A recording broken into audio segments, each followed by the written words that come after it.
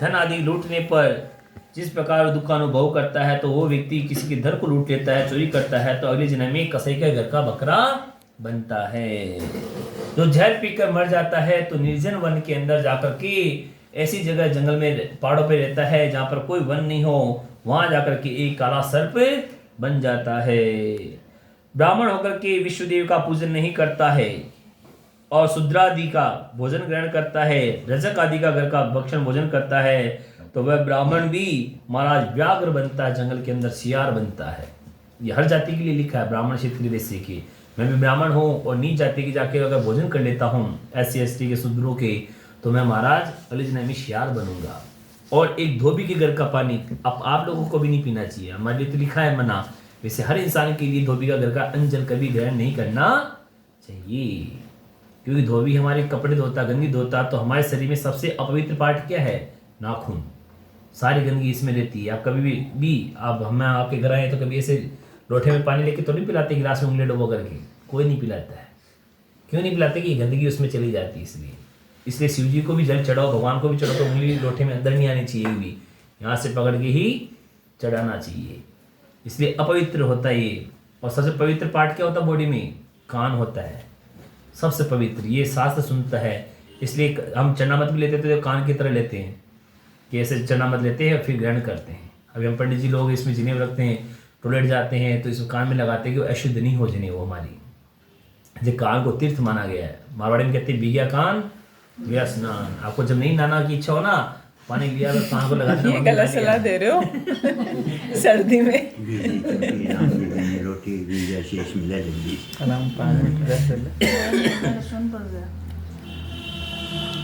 तो इसलिए महाराज, और धोबी का एक और रीजन है कि राम जी की सीता जी के ऊपर जो आरोप लगाया था वो भी उस धोबी ने लगाया था कि मेरी पत्नी एक दिन बाहर चली गई। आपको क्या पता कि आपकी पत्नी तो महीने भर गई लंका में, तो वो कैसे शुद्ध हो सकती है? भली अग्नि परीक्षा दी तो पता लगा कि इसने आरोप लगाया, तो पूरी बाई काट कर दिए समाज में कि कभी भी धोबी के घर का अंजल ग्रहण कोई ग्रहण नहीं करेगा। इसलिए धोबी के अंजल को लिए शास्त्र में मना किया, जिसको रजक बोलते हैं संस्कृत के अंदर। और जो ब्राह्मण होकर की, अभी जैसे हमारे लिए लिखा है कि जो ब्राह्मण जाति में जन्म लेकर की अगर गायत्री का जप नहीं करता है, संध्या उपासना नहीं करता है, तो वह ब्राह्मण भी दुष्ट व्यवहार जो रखता है, या ऊपर से मैं जैसे भी कपड़े अच्छे लगा के पहन के आया हूँ, तिलक लगाया, दाढ़ी बड़ी है और मैं लगता हूँ बहुत पंडित जी अच्छे होंगे, ऐसा बगुला का ऐसा रूप धारण करके जो काम करता है, अगले जन्म में क्या बनता है? बगुला बनता है। बगुला देखा क्या होता है? बगुला होता है आनंद सागर के वहां जाना, नहीं वो क्या करता है पता है? स्वान स्वान। आपको पता है? आप कौन हो? स्टूडेंट हो ना अभी? कर सर्विस करते हो क्या? ये क्या? शादी वादी हो गई आपकी? घर का शादी हो गई? घर का सबसे छोटा अभी आप सदस्य। स्टूडेंट हो, स्टूडेंट की ये नियम होते पढ़ेंगे। क्या बताएं? काक चेष्टा बको ध्यानम स्वानिंद्रा तथैव च अल्पहारी ग्रह त्यागी विद्यार्थी पंच लक्षणम। आया समझ में? नहीं आया। काक चेष्टा, कौवे की आंखें कितनी है मैंने भी बताया था थोड़ी देर पहले, कितनी आंखें? एक आंख उसको इधर उधर घुमाता है। वो भी एक क्यों है? सीता जी को चोंच मारने से भगवान राम ने एक आंख फोड़ दी थी उसकी, पहले दो थी, एक फोड़ दी। तो काक कौवा जो है ना, अभी यहाँ बैठा और आपने अगर बिस्कुट को ऐसे फेंका ना, वो कैच कर लेता है एक आंख होने का पर भी। अगर टीचर जैसा भी पढ़ाए उसको कैच करना सीखो कि क्या पढ़ा रहा है उसी मोस्ट चीज को। काक चेष्टा, कभी जैसी चेष्टा रखो। और बाद में क्या आया? काक चेष्टा बको ध्यानम। बगुला होता ना, देखना कभी नदी के किनारे पे देखना, वो एकदम आंख बंद करके, दो पैर होते ना, उसको एक पैर को भी अंदर घुसेड़ लेता है, एक पैर पे खड़ा रहता है किनारे पे, बस लोग सोचते कितनी भक्ति कर रहा है, ओहो आनंद। और जैसे ही मछली आएगी फट उसको निकाल के खा जाता है।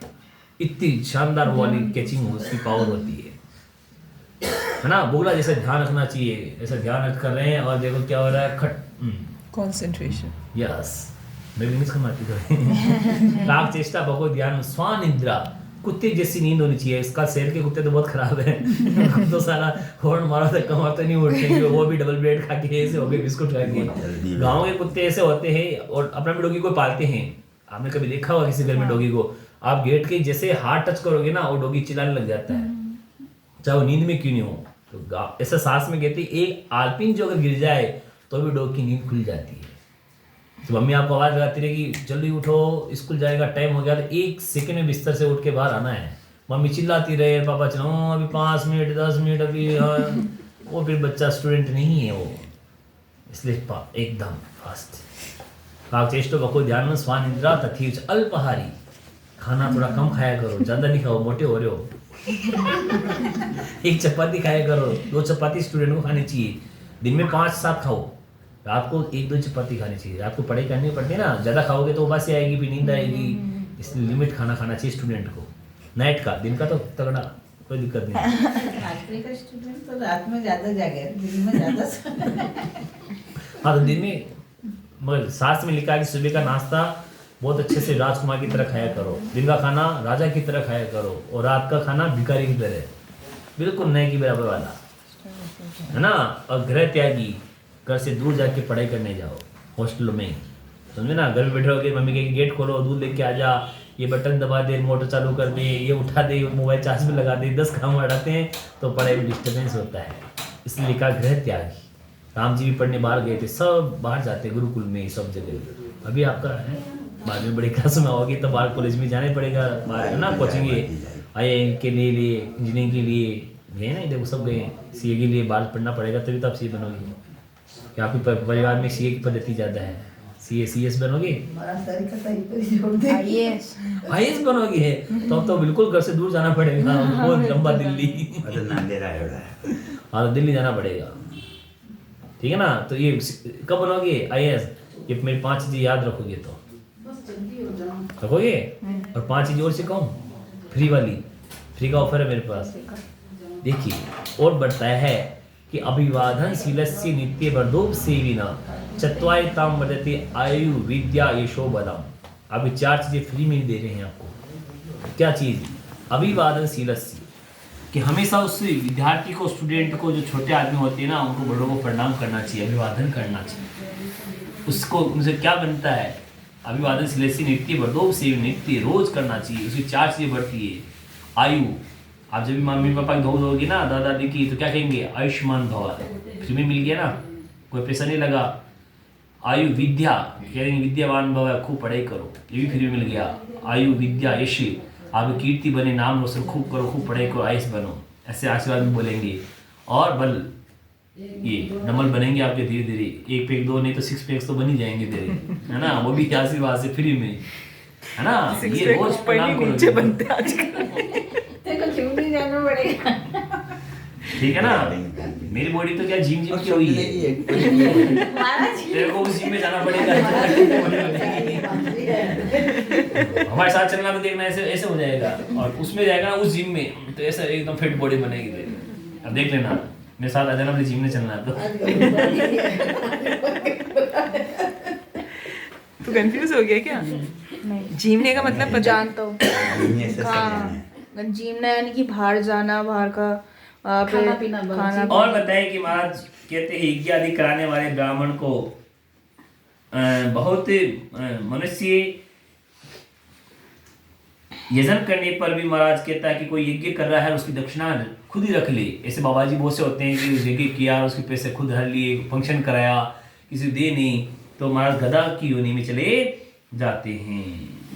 बिना निमंत्रण किए किसी के जीवन में चले जाओ, है ना। पड़ोस में शादी हो रही, बुलाया नहीं, सब जिम में चले जाओ। एक को बुलाया, सब घर के सब जिम में चले जाओ, चलो चलो जिम में चलते हैं। बिना बुलाए किसी के अगर खाना खाने जाते हैं तो अगले जन्म में कौवा बनता है, क्रो बनता है ना। हाँ, जितने भी कौवे घूम रहे समझ लो बिना बुलाए किसी के खाना खाने चले गए थे।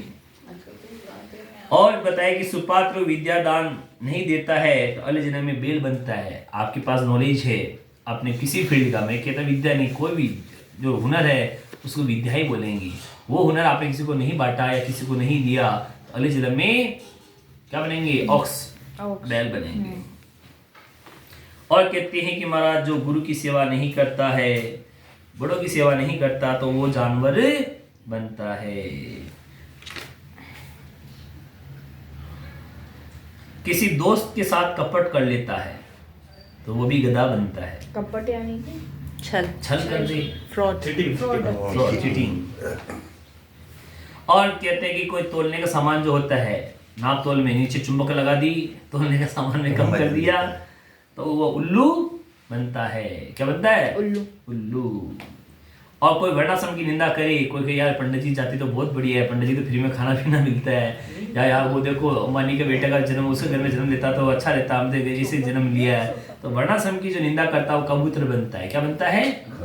कबूतर। जितने भी कबूतर घूम रहे हैं समझ लो इन्होंने अपने अपने वर्ण की बुराई करी होगी। यार मैं महर्षि नहीं होता, मैं अग्रवाल बनता या ब्राह्मण बनता या मैं और कोई जाति में जन्म लेता, जीनी बनता। नहीं, अपना जो भगवान ने जो जन्म दिया उस वर्ण की कभी निंदा नहीं करनी चाहिए, अपने घर वालों की बुराई नहीं करनी चाहिए, परिवार की। और बताया कि महाराज किसी को आशा देकर के कहते कि हाँ अब मैं ये तुम्हें दूंगा, ये करूंगा, और नहीं दे उसको तो वो अगले जन्म में सर्पनी बनता है। क्या बनता है? सर्पनी, स्नेक की पत्नी बनता है। जो अपने गोत्र में शादी कर लेता है, जो मैं बता रहा था अपनी अपनी जाति में शादियां हो जाती है, तो महाराज जी अगले जन्म में भालू बनता है, रीछ बनता है। क्या बनता है? भालू, बियर। बियर, बियर क्या बोलते हैं भालू को? बियर बनता है। वो बियर नहीं, बियर। हाँ वो भी जब किया। हाँ तू कहते 31 है पंडित जी। तापस और कहते हैं कि महाराज किसी के 11वें में अगर कोई व्यक्ति जीवता है तो कुत्ता बनता है, परिवार को छोड़ करके, अपने वंश को छोड़ करके। आज आपके 11वां है, मैं अगर जीव गया तो अगले जन्म में कुत्ता बनूंगा, ये इसमें लिखा हुआ है। अपने गोत्र को छोड़ कर, अपने वंश को, परिवार को छोड़ करके अपने रिश्तेदारों को अगर होता है तो उसमें मना नहीं है, भाई दूसरा कोई ऐसा करेगा तो कुत्ता बनता है महाराज। और कहते हैं कि महाराज जी कोई गांव में यज्ञ करने वाला दिव्यलग ब्राह्मण हो और वह उसमें यज्ञ में विघ्न करे या मंत्रोच्चार सही नहीं करता है तो महाराज कुकड़ा बनता है। कुकड़ा मतलब किसको बोलते हैं? मुर्गी। मुर्गा क्या बोलते हैं? कूड़ा। ऐसे घोर पापों से उत्पन्न हुए भयानक नरक को प्राप्त करके कर्म क्षय होने पर मनुष्य लोक में उत्पन्न होता है। ब्रह्म हत्या करने वाला नरक में दुख को भोग करके मनुष्य गधा, ऊंट, महिष आदि की योनि को प्राप्त होता है। मदिरा पीने वाला भेड़िया, कुत्ता, सियार की योनि में जन्म लेता है। ये बताया कि सब होने के बाद में वापस 84 लोक में योनि में वापस कैसे आ रहा हो व्यक्ति, उसके बारे में बताया है। तो ब्राह्मण की हत्या कर दिया ना तो जानवर बनता है, गधा, ऊंट और भैंस बनता है महाराज। और मदिरा पीने वाला भेड़िया, कुत्ता, सियार की योनि में जन्म लेता है। सोने की चोरी करने वाला कीट, पतंग आदि की योनि में जन्म लेता है। और पर स्त्री का गमन पर उसका गमन करने वाला, अयोग्य स्त्री का गमन करने वाला, विधवा का स्त्री खंडन करने वाला तिनका बनता है, लता बनता है, पेड़ बनता है महाराज। पर स्त्री को चुराने वाला, किसी ध्रुव को ले जाने वाला, ब्राह्मण का धन हड़ने वाला वह नरक में ब्रह्म राक्षस का रूप धारण करता है। कपट से प्रेम रख ब्राह्मण धन को भोगने वाले 7 कुल का नाश हो जाता है। इस प्रकार से राजा ब्राह्मण के धन को हर उस धन से अपनी सेना के धन को त्रिलोकी की समझ। कहते हैं कि ब्राह्मण, इसके लिए लिखा है कि ब्राह्मण से पूजा करे, ब्राह्मण से उसका धन नहीं दिया, रक्षा नहीं दी, तो कहते हैं कि राजा को जब आवश्यकता कि लोहे का चूर्ण को पचाया जा सकता है, पत्थर के चूर्ण को चबाया जा सकता है, जहर को भी पचाया जा सकता है, मगर महाराज ब्राह्मण के लिए लिखा है कि वो जो धन है, उसकी मेहनत है, उसको कोई रख लेता है तो उसका त्रिलोकी कहते हैं कि नाश कर देता है। कहते हैं कि जब राजा को जरूरत पड़ेगी धन उसमें, सेना की युद्ध में, तो उसके अंत में हाथी घोड़े साथ छोड़ के चले जाएंगे अगर उसने ब्राह्मण का धन नहीं दिया तो। इस प्रकार से महाराज ये लिखा हुआ है। कहते हैं कि कोई जलती अग्नि को छोड़ करके भस्म में कोई हवन नहीं करता। हे घोड़े, ब्राह्मण का अतिक्रम करने वाला पुरुष सब नरकों को भोग के जन्म से अंधा और दरिद्र हो जाता है। इसलिए महाराज ब्राह्मण के लिए सारा ये लिखा है कि ब्राह्मण से कर्म कराने के बाद में उसको दान, दक्षिणा और सम्मान करना चाहिए। हे गुरु जी महाराज, पापी नरक के दुखों को भोग के इस मनुष्य लोक में आकर अपने किए हुए कर्मों से अंधा, लंगड़ा, काना, खोड़ा आदि शरीर पे चिन्ह बन जाते हैं। और महाराज ज्यादा ही कुछ पाप कर्म करता है तो वह कुत्ता की योनि में या चांडाल की योनि में या जन्म से कोई महारोग उसको लग जाते हैं। तदंतर 1000 जन्म पर्यंत शरीर को प्राप्त कर वह पक्षी बनता है और उस योनि में दृष्टि, शीत, ताप आदि का दुख को भोग करके शुभाशुभ कर्म भोगने के लिए मनुष्य जन्म को प्राप्त होता है। इस कर्म से स्त्री और पुरुष के प्रसंग से जीव घर में प्राप्त हो करके धर्म के दुखादि से मरण प्रेम दुखों को भोग करके फिर वह मर जाता है। मृत्यु लोक है ये। जातस्य ध्रुव मृत्यु जन्म धन मरते से जिसका जन्म हुआ उसकी मृत्यु निश्चित है। हर योनि के अंदर 84 लाख योनियां, कोई जीवित नहीं रहता, उसमें सबको मरना पड़ता है। जन्म व्यक्ति का जो होता है वो 4 प्रकार से बताया गया है। सबसे पहले बताया है स्वेदज। स्वेदज का मतलब होता है पसीने के द्वारा जीव की उत्पत्ति होती है। अभी माथे में हमारी झुमी हो जाती है, किस वजह से होती है? पसीने के द्वारा, है ना। जीव की उत्पत्ति पसीने के द्वारा भी होती है। उद्बीज, उद्बीज किसको कहते हैं? आंसुओं के द्वारा, है ना। या पर जैसे अमरबेल होती है, सेवाल होता है, किसी और के आश्रित होकर के जन्म लेते हैं।